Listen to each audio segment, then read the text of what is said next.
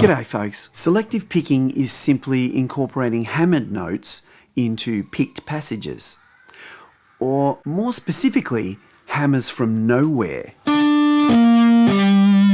As opposed to the more traditional technique of hammering onto a string that's already in motion. The aim is to blend the sound of the hammered notes with the picked notes to achieve rapid passages that are kind of legato but really very percussive. Now, if you don't need an explanation or a pep talk, just go here to learn the exercise.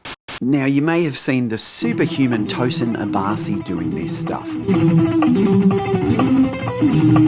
He is absolutely incredible. He's reinventing the way rock guitar is played. But if you're a Gen Xer like me, or even worse, a boomer, you probably watch him and go, wow, impressive. I could never do that.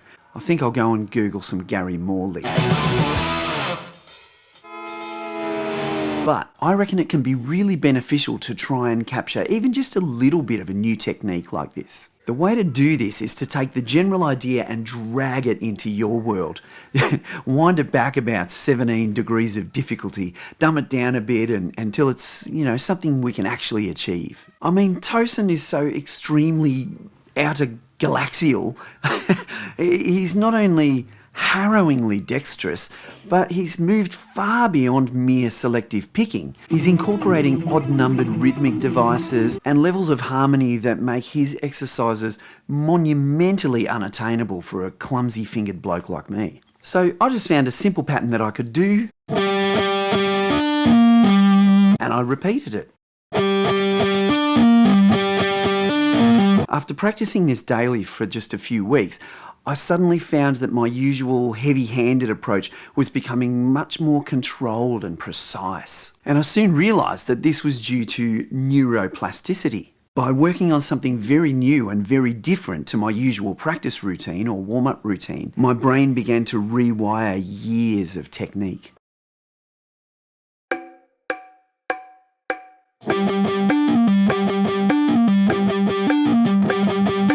Focus on hammering with the very tips of your fingers.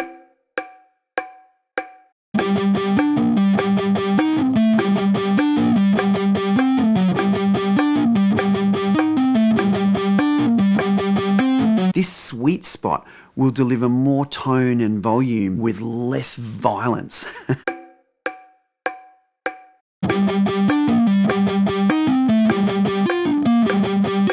And it will also help avoid hitting adjacent strings accidentally.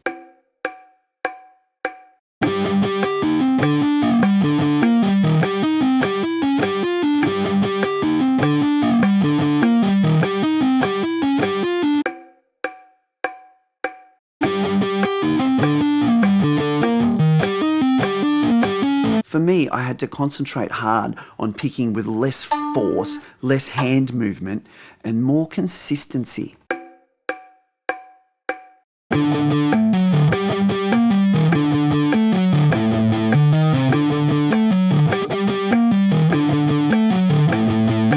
This was necessary to make the picked notes not sound so massively different to the much weaker hammered notes.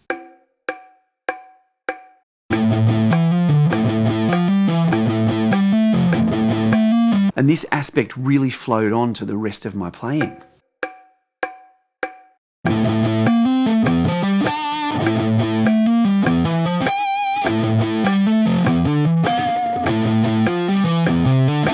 An important feature of Tosin's execution is his pinpoint rhythmic accuracy.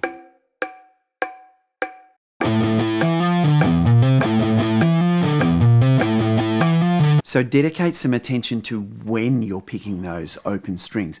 Don't rush them, don't drag them.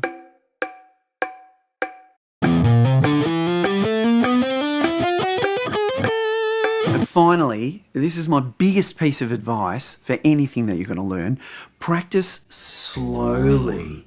Like laughably slowly, so that you couldn't possibly make a mistake. So slowly that you have plenty of time to remind yourself not to pick too hard, to use the tips of your fingers, to stay in perfect time, to relax your body, to breathe, to smile. This is how I practiced, in blocks of 20, stupidly slowly. I didn't even creep the metronome up. I'd come in every day, put the routine on, 20 reps at 60 BPM or 80 BPM, and just go through it stupidly slow. After doing this, I was hoping that I would be able to get it up to around 150 BPM. I thought that would sound pretty cool. But when I finally recently tried it at faster speed, I went to 120 and it was just totally easy for me. I went to 150 and after 2 tries I nailed it.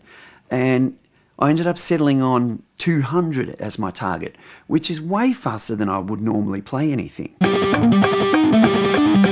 And all that was achieved without the usual pain of clicking the metronome up another notch and forcing myself to play on the very edge of my ability all the time, which, you know, that's one way to practice. But don't forget that when we're doing that, we're also practicing that tension. We're also saying, geez, this is hard. This is right at the edge of my ability, rather than practicing, this is so easy, this flows.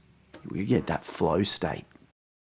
I hope you got something out of this. If so, like, subscribe, ring the bell, make a comment, throw me a super thanks, and please don't forget the tabs for all my lessons are available via my Patreon.